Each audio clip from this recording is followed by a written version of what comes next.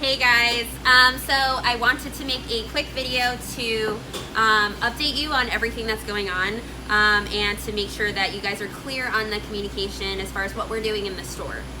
So the first thing that I want to address is the phones.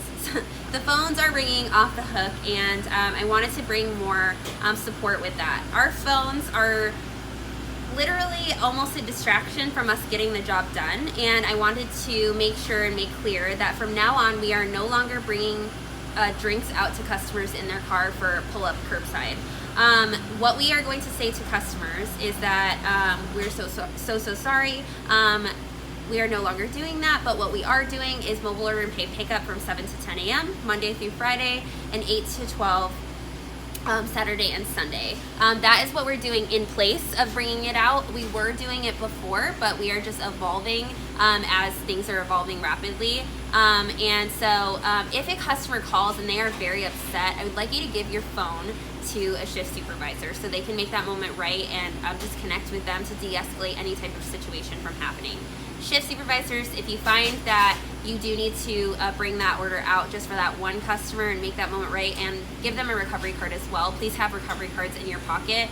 This will be a little bit of a transition for some customers, so but this is again to protect the partner. Is there anything else I need to address with that? No? Okay. So the second thing that I want to address is food. Obviously, we are blowing food out of the water, and I know it's been frustrating to be a partner with food. We are finally getting a better system in place. We have a great amount coming in for Saturday and Sunday. We're learning, so just give us some more grace with that. I'm also working on the system, the PAR system. So I want you guys to be able to trust food, and I know it's making it hard when we're running out of things left and right. So just know that we will get better at that, and we will just really work to support you guys with that. Something that I will address though is if you're on food, one thing that I do want you to get better at is anticipating. So if you're on food at 8 a.m. and you have 4 banana nut breads left, we are most likely going to sell more banana nut breads. So let your shift supervisor know and anticipate that we only have 4 left, so that way we're not completely out and we're disappointing a customer that already ordered it. Does that make sense? Awesome. And then the last thing I want to address is cold beverage. So how many times are we put on cold beverage and then we have this insane line of drinks? It is just almost impossible for one person to keep up with that many cold beverage drinks. So I want to talk about sharing the work. So when you have the dry bar partner and the cold bev partner, and a customer orders 4 caramel frappuccinos or 4 frappuccinos in general, instead of putting the cups in cold bev, what can help in this situation is having the shift supervisor or the cold bev person build the beverage and having the other person top the beverage. That way we're still staying in sequence, because if you think about it, if the car that's pulling up that ordered those frappuccinos is just waiting, why is that person making the next drinks when the one that they're waiting on is at the window? Does it make sense? So I want to bring some clarity of the overall picture.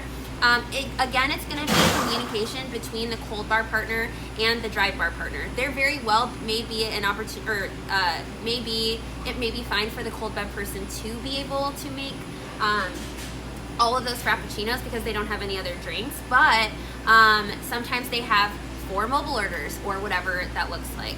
Another thing is that when a customer, say, orders 3 frappuccinos and a refresher, maybe sharing the work looks like having the cold bar person make the frappuccinos and the dry bar person or the front bar person making the refresher to, again, split the work. I really want you guys to think about splitting the work with our average ticket and what that looks like, and just getting a smooth, a better transition with that. Most of the time your shift supervisor is the one on cold beverage, and let me just tell you from first-hand experience, running the floor and being on cold beverage is not easy. It is just not, and it's not their priority. So on top of that, they're doing check-ins and just keeping the store running.